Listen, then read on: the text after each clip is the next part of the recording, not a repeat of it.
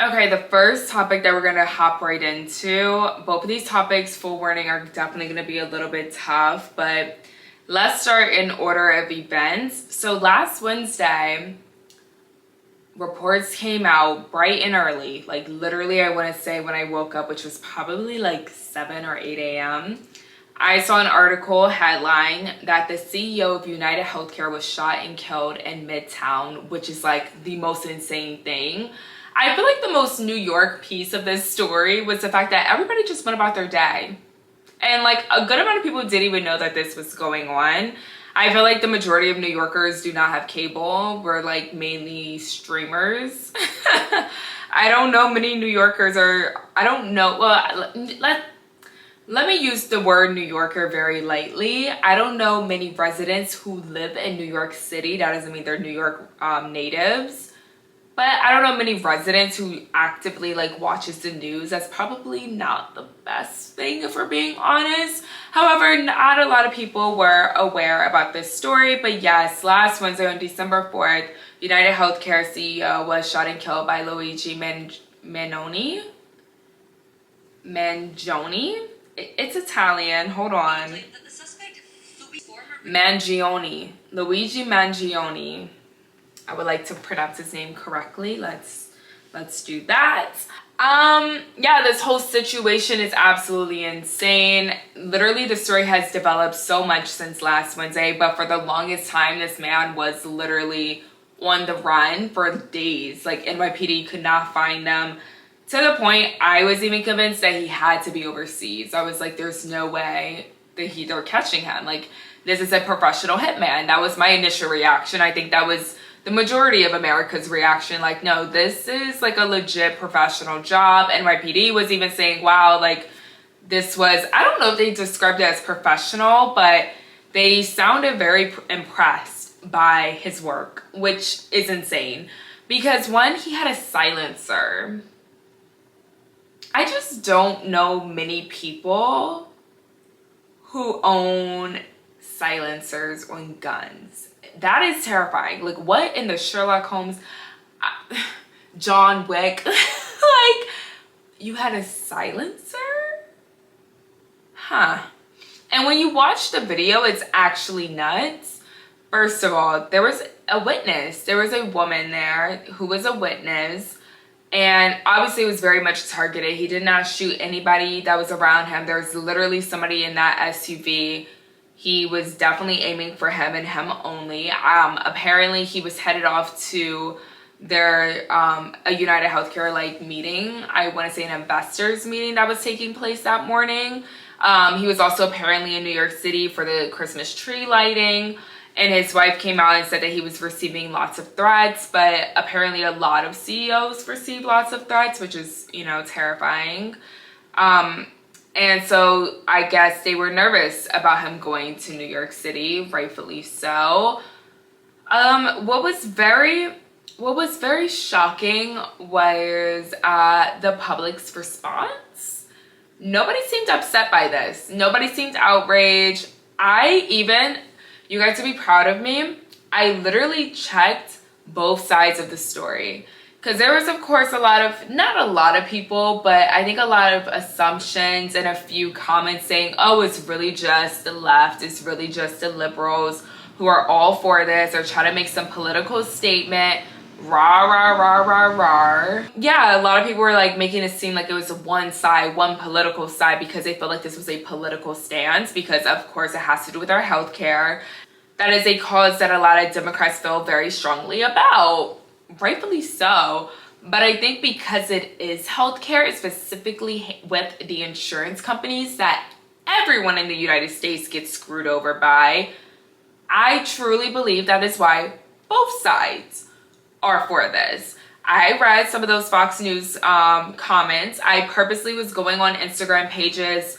I didn't really do Twitter because I feel like Twitter messes with your algorithm too much. So I was just searching like conservative news stations, and people weren't saying like, oh, this is heartbreaking. If anything, the main comments I was seeing was, of course, the idiotic comments like, oh, the healthcare system is crap because of Obama. Okay. No, not quite. But then I also saw mainly comments saying that they don't believe he was the shooter. And, you know, the conspiracy theories of like, he couldn't have been the one to pull the trigger. I don't believe it. I believe they have the wrong guy. This just doesn't really make sense. Why would he get caught in a McDonald's? Like, you know, just a bunch of conspiracy theories, but nobody's saying anything about the CEO himself, which is really depressing. This is such a conflicting topic for many different reasons, right? Number one, everybody who has ever gone to a doctor, a hospital, ER, patient first, city, MD, has been screwed over by their bill before. I am gonna say something that may shock some of you guys, but I watched a clip from Candace Owens' podcast, and I have to say I agree with a lot of what she said about this case, about this situation. That's the best way to describe it. It's just like a mess. It's a situation. She literally said that health insurance companies are drug cartel. And I don't think she's incorrect by stating that. She broke down because she said, hey, I have a lot of international listeners. A lot of you guys may not understand truly the ins and outs of America's healthcare system. A lot of international people, whenever I travel, okay, I don't want to make it seem like I'm traveling every single month. However, when I have traveled outside of the United States, actually our healthcare has come up multiple times, which is so fascinating. Like literally Europeans or just like people who are not American are so fascinated by our crappy freaking healthcare because they just can't fathom like our system. But anyway, she broke it down to them and she was 1000% correct about the average American experience, and I would say even more than the average American experience. If you guys have not watched the clip, if you guys are not already aware about how the lovely healthcare system in America works, let's say let me give you the perfect example. Let me use my humiliating story as a perfect example for you guys. So, as some of you guys know, I am a runner. And I went running one day, ran a couple miles. I come back, my toenail hurts. Like the corners of my toenail, and I'm like, oh, I must have an ingrown like nail coming in. This typically happens to runners. Thank God I do not lose my toenails. With that being said, like ingrown nails are real and it can get really painful if they outgrow. However, I had a birthday party to attend to Friday. I had open toe shoes. I'm like, F it, let's go to the nail salon. Now I'm in the nail salon getting my pedicure. Fun. Using all those lovely utensils. I'm asking her to cut around it. I can't really say what happened in between. I don't know whose fault it is. Probably mine for, I don't know, getting a pedicure when my toe is freaking irritated already. Now we're irritating it more. I wake up the next day and I have a nasty looking toe. Embarrassing. Literally never seen something like this before. I'm a little like, this doesn't look too pretty. I don't know. Fast forward, I say, because I'm just a girl and I had a date that day. Actually, fun fact, this is literally when I filmed episode 2. This was like really recent, y'all. I filmed episode 2 with MJ. This was going on. I ignored my toe situation. I waited until that Sunday. No, I waited until that Monday to go to City MD. So I hopped in that, lovely transportation service, went on over to City MD, and it was a lovely experience. That should have been the first warning. I was like, this is bougie. In and out, beautiful. They inspect my toe. I used peroxide the night before, so things were looking a lot better. But they were like, let's just do a test. We're gonna also give you, like 2 medicines. You can go down the street to Dwayne Reed. Cool, that's Walgreens in New York City if you guys aren't familiar.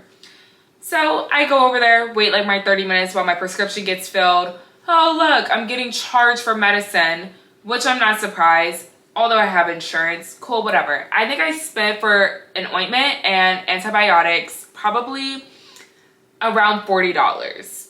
Maybe a little less than $40. I can't remember the exact number. I go home. Fun. Guess what happens? Well, my test results came back, and sadly it was an infection, which is not hot, not cute whatsoever. So it was good that I went and I got that lovely ointment and I got that lovely antibacterial. We are good. We are Gucci now. Shout out to the doctors, but also not shout out to them and not shout out to my health insurance, because guess what happens? I get hit with almost, well, total, because I got one bill for $283 and another bill, I think I have not paid that second bill. This just reminded me. It was like 20 something dollars. A $300 bill for them to tell me, oh yeah, you have a slight infection. A slight infection on top of the money I pay for my medicine. So basically a $350 medical bill. And something that Candace Owen pointed out, which is really screwed up about our lovely healthcare system, no one tells you that you're gonna be dropping that kind of freaking money. I didn't even pay a copay. And that was another thing that had me like, oh, whew, I'm about to get hit with a bill. But the worst part is, I swear the bills come like at the worst times. I literally got the bill, what, like a week later? When I've kind of forgotten about this. I walked out of there feeling like, oh my gosh, like healthcare, I didn't get charged because of my insurance. No. Nobody told me it was gonna be $300. If I knew it was gonna be $300, she was already planning on giving me that antibiotics and I said antibacterial earlier.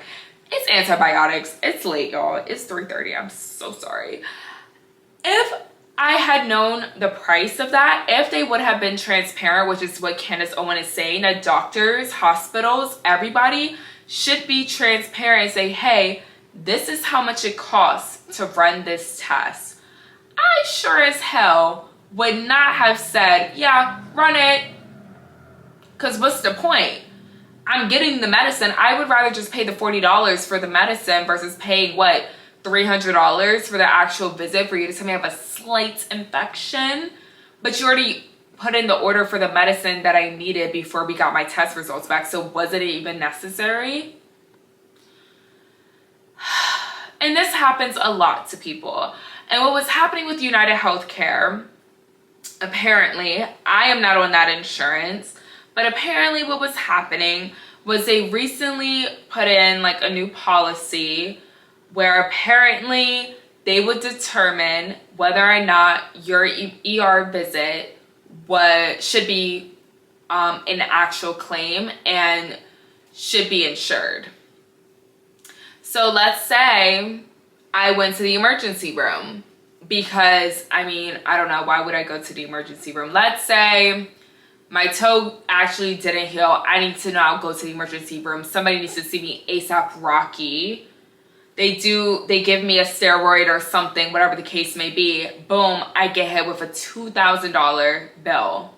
Nobody warned me because I walked out of that ER, you know, just being like, oh, my insurance is gonna cover it. My insurance must have covered it. Nobody warned me. Oh no, the bill's coming later. Boom, $2,000 bill, which probably is way less than what it actually would be.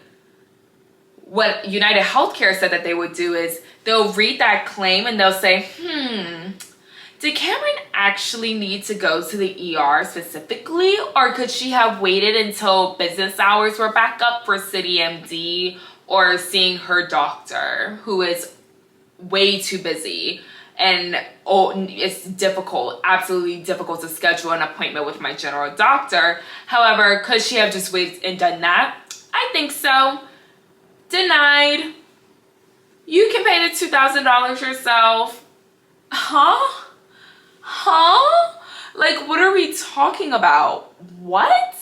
Like, that's actually nuts. That's a very crazy, insane new policy that they were trying to do.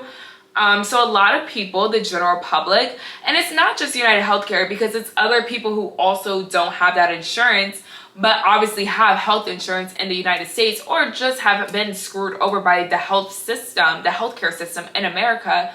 People don't feel sorry for this man.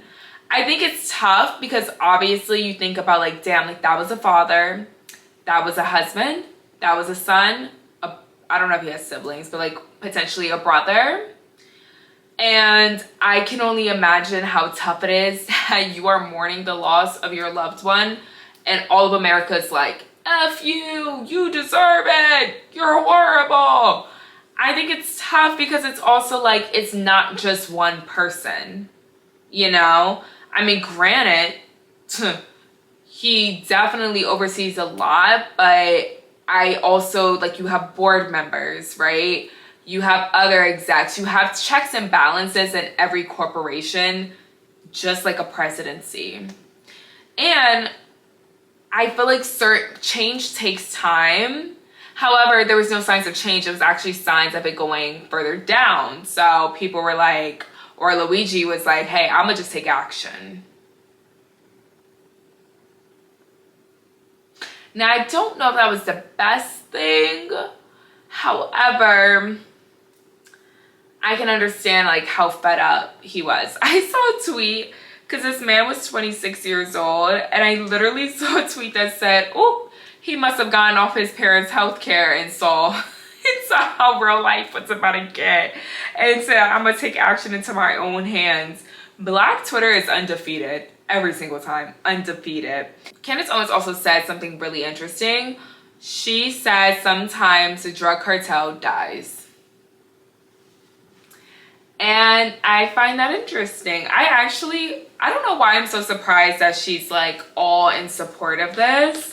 I don't think she's in support of it like being a violent political stance, but I think she is in support of it being a political stance, and also agrees like this is a greedy corporation at the end of the day. And a lot of conspiracy, there are so many conspiracy theories about Luigi and just the lore of him. First of all, social media is loving him. Like everyone's literally calling him hot. It's insane. I just imagine like his children definitely have to, and when I say he, I'm talking about the CEO of UnitedHealth Care. His kids definitely have social media. I just know if everybody was like feeding off of my relative's murderer, like I would be in shambles. Like, what are we talking about? Like, what? What I will say is I kind of do agree that him getting caught felt very intentional. It felt extremely intentional. Think about it. I feel like this entire plan was so well thought out, even down to him writing defend, deny, depose on all 3 bullets that were used. He was also arrested in a McDonald's, literally with the weapon, with his letter, like confessing basically, and kind of like explaining like his why. People are saying, oh, it was just a McDonald's employee that like spotted him and like called in for the money. I don't know why. Something in me is saying that's actually not how it went down. I kind of have a theory, and a lot of people have the same theory, that Luigi wanted the McDonald's employee to rat him out, and that's why he was just chilling eating a McDonald's burger. And where was he found? In Altoona, Pennsylvania. Where the freak is Altoona, Pennsylvania? Well, okay, let's get into some of the other conspiracy theories. I do want to credit Becca Day. She definitely did amazing research, and she had like this whole diagram of like breaking down her theories with this. Let's take a couple steps back actually before I go into Becca Day, just to provide a little bit more context for those who weren't following this case very closely. The first item / hint that they found of Luigi was his book bag, which was filled with Monopoly money. Now, I did see one video on TikTok saying that apparently he denied the Monopoly money piece of it. However, I feel like I don't know if that's 100% credible. He claimed that Monopoly money wasn't him and someone like was setting that up. That could be a possibility, but for some reason I don't believe that. I don't think an article I don't know where she got that information from. The TikToker, I'm referencing the TikToker who made that video, not 100% sure about her sources. With that being said, if it's true, if the Monopoly money was in this book bag, the immediate thought I had was when I used to play the game at the grocery store and McDonald's. The grocery store and McDonald's, she had this whole like Monopoly board, And I would get so excited when like items at the grocery store would have like the Monopoly, what is it called, like stickers, and you can like see if it matches up with anything on your board. I never won anything, which really sucked. McDonald's had one too. Now I didn't know that this started in 1987 and it was discontinued in 2016 because protesters deemed it as a threat to public health, because basically they basically said that McDonald's is encouraging overconsumption of their unhealthy food for the sake of winning or hoping to win some money through this Monopoly game. And something that Becca Day pointed out, which I did not know, is Altoona, Pennsylvania is on the Monopoly board, and that railroad is on the board itself.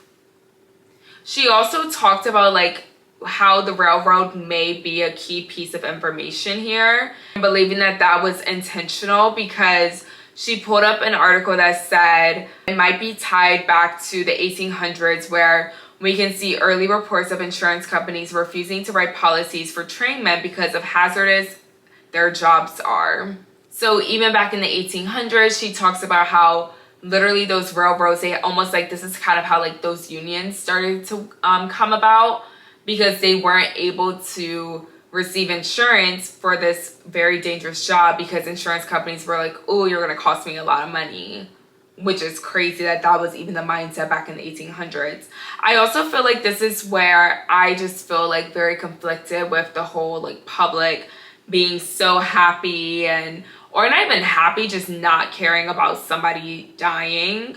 Again, I don't know if that was the right approach. I don't think it was the right approach, if I'm being honest. I understand like wanting to make a statement. With that being said, this is literally dating back to 1800s. Like, the healthcare system has been a problem. And if we're being honest with ourselves, I want to say on record, I hope I'm not right in this case. I 1000% hope that there is change. I hope that this does spark conversation amongst all the lovely health insurance companies. Although Blue Shield, Blue Cross just said that they're cutting back with anesthesia, which is insane, because you kind of need that to be covered for your freaking surgeries. Do you know how expensive that is? Anyway, I definitely hope that there is some change, that this definitely sparks conversation. However, I also feel like it needs to be mentioned that this is a very dangerous tactic, only because it almost creates an opportunity for copycatters. We all know that once something this big hits the news, other people want to join in. And I feel like that's a very dangerous game to play. Like, now what? Are we just killing all CEOs? Like, that's not really the appropriate way to go about this. And two, I mean, and I'm trying to like be politically correct here and make sure I'm not being insensitive to the situation. With that being said, the CEO will be replaced. And will the next CEO care about the people as much as they care about their annual bonus and their check, which is determined, well, their annual bonus, which is determined based on performance and revenue that comes in? I don't think so, which is a hard pill to swallow. I feel like that's literally the most frustrating part about insurance companies in America. I almost worked at a healthcare insurance company, and I literally realized after that internship that is not the style of marketing I want to do. I wasn't even fully doing marketing. I was handling account management. And I just remember constantly questioning, like, I met with the marketing team, but I met with a couple other people. And obviously as an intern, like, I was making certain suggestions, but a lot of things weren't being picked up. And by the end of my internship, I kind of just realized, like, oh, this is a business. We're not really here to help people, to lower people's costs. We're here to make money. And that was a no for me. Like, I could not see myself working for a healthcare insurance company, solely because I know a lot of times, unfortunately, they kind of prey on the sick, and they prey on those who might need a procedure, like a life-threatening procedure. Going back to Candace, another point that I really liked by her was saying, like, a solution here is not monopolizing this, which maybe that's why he did the monopoly money. Not monopolizing the system, not sharing the details of finances with the customers beforehand. Like, I understand that sometimes that could be a tricky one because, one, it can take weeks, for example, for an insurance company to get back to you if they're going to cover a claim. Completely understand. Two, you don't want somebody to deny healthcare because they can't afford it. However, they can't afford it, so perhaps we should. But like, if it's a life-threatening situation and they're like, crap, I don't have 20K, and apparently my insurance company's not covering for it, now we're allowing them to choose to not receive the procedure that could save their life.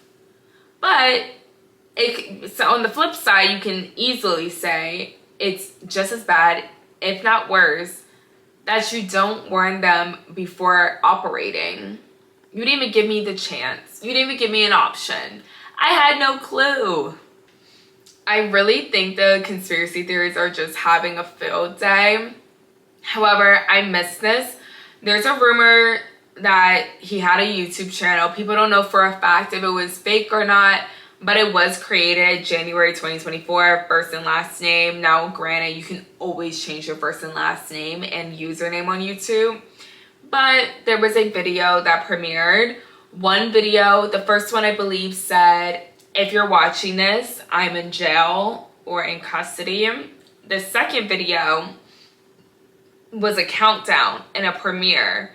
And there was like a code. Now, I don't think that was not Morse code. I don't know what kind of code that was, but there was a code that people translated and it said the truth will come out. And then in the bottom right corner, it said soon in December 11th. And YouTube banned the account. So we don't know for sure if there was like another video that was supposed to be posted, if something else is happening today. Oh gosh. And that's what makes other people wonder, like, you don't play Monopoly alone. If we're not overreading this, if this is a game of Monopoly that's happening right now, that means there's other people involved, which is really scary, in my opinion. That's really, really scary. If I was the McDonald's CEO, I would 1000% be in a safe room. I would not leave for the next couple of days. I just feel like we've been dropping too much about McDonald's, and I don't know. Apparently also there's healthcare insurance companies who literally invest in fast food financially. Again, this feels like a really tough topic to discuss. I would love to hear you guys' opinion on it. Do you think that he should go to prison? If so, for how long? I think he definitely he absolutely has to go to prison for at least a few years. Do I think he deserves a life sentence? No. However, you can't just let him walk free, because now we're encouraging other people to do the same thing. There has to be a consequence. Like, at the end of the day, you killed someone. That is a major crime. Who's to say you won't do it again? Hopefully not. But who's to say you won't target another CEO? You can't say. And also, again, you committed a crime. You do unfortunately have to serve that time for sure.